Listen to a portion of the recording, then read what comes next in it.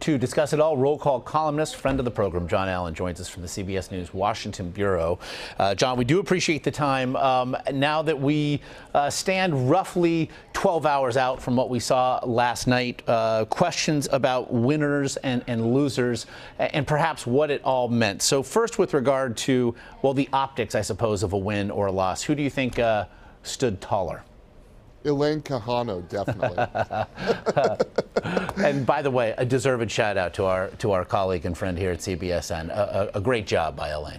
The spotlight was on her last night. I thought she did a fantastic job. But as far as the debate went, Mike Pence blew Tim Kaine out of the water. I think it was unexpected that Pence would do as well as he did. There were tough questions for him to answer about things that Donald Trump had said. In fact, Tim Kaine pressed that issue repeatedly. And Pence didn't take the bait. He refused to get into the weeds and into the trenches of those fights, none of which would have been good for him. Look, some of this is stylistic. I think debates are often popularity contests, who comes off better. But Pence showed what a stable and coherent Republican message looks like. That was very good for him. Tim Kaine looked a little irritated at the beginning of the debate. And he had some stronger moments later, but this definitely goes to Pence. Strategically, John, it was an interesting choice. Entering last night's debate, certainly the Clinton campaign had as good a week, perhaps, as the Trump campaign had a bad one. The numbers all suggested that things were looking up across the board in key battleground states, Ohio perhaps notwithstanding. And yet we saw, especially as you mentioned there at the beginning, Senator Kaine on the offensive and seemingly confused as to why Governor Pence would not engage, would not defend Donald Trump's various issues that the senator was repeatedly raising. What'd you make of that strategy, especially out of the gate? I mean, on one level, it's a really good strategy in that there's no good answer for Mike Pence. There's no way to say that Donald Trump hasn't said those things. I mean, he did try to say that, which looked ridiculous a couple of times.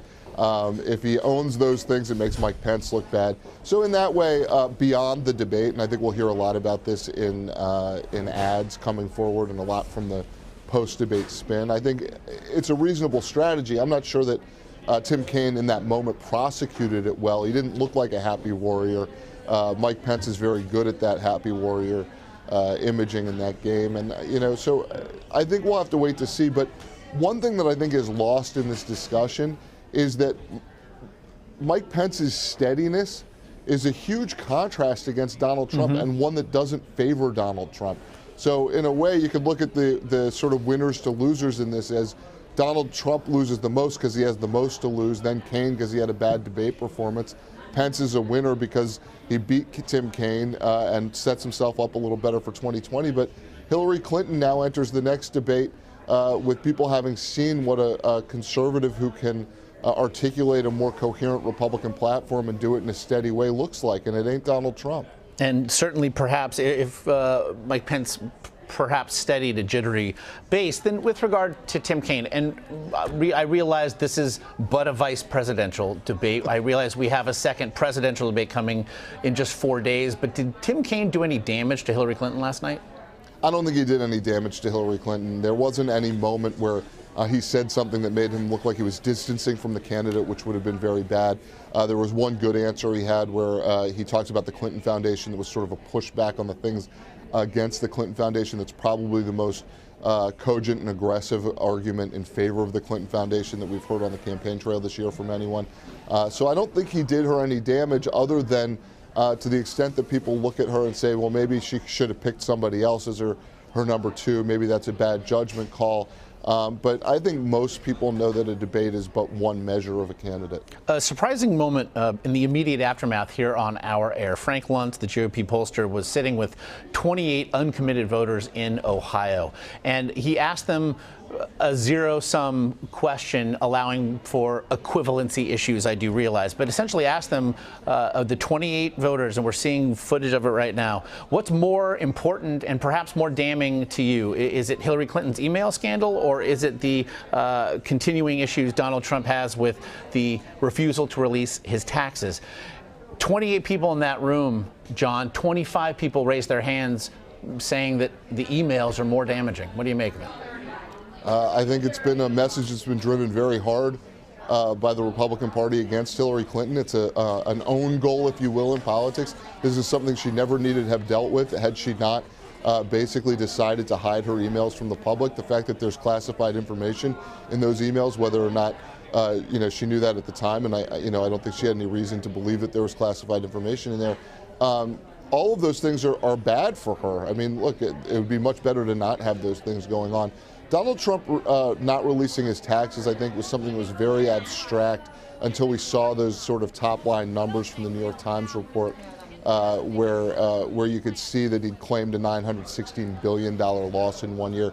And I actually think the stronger argument against Trump, and the one you'll hear more from Democrats over the next couple of weeks, is not necessarily that he's bad on his taxes and he's hiding things on his taxes and he's using the law on his taxes, but rather that he wasn't quite the businessman he said he was. The soccer reference, by the way, very much appreciated, John. Get you out of here on this one, then. If last night perhaps Donald Trump was watching a candidate who was heavily criticized for how many times he interrupted Hillary Clinton last Monday, if he was watching last night, perhaps he saw exactly what repeated interruptions do appear to be and how they might frame performance. Meanwhile, perhaps new lines of attack opened for Hillary Clinton last night. So let's prognosticate, shall we? 4 days hence, what do you expect in St. Louis? Mike Pence has laid out a model for Donald Trump to follow in terms of both the way that he talks about conservative issues and in his temperament. Two questions remain. One is, will Donald Trump see that as a model for his own behavior? And number two, can he actually follow the model? What we've seen from Trump is that he doesn't listen to anybody else's advice, and that he has a lot of difficulty containing and restraining himself. If there's a whole new Donald Trump on stage on Sunday, that'll benefit him. I'm not sure how much, though. I think there were a lot of people who were willing to give Trump a chance heading into that first debate that were turned off by what they saw. Well, perhaps then a hole still yet to dig out from. John Allen there in D.C. as always. We appreciate the time. It's a great pleasure, Josh. Thank you. And again, 4 days away. Presidential debate number 2. Hillary Clinton and Donald Trump head-to-head this Sunday. It's Washington University, the place, St. Louis, Missouri, the city. Primetime coverage begins 7 p.m. Eastern. That'll be followed by the debate itself at 9 p.m. Again, all on Sunday, October 9th, all right here on CBSN.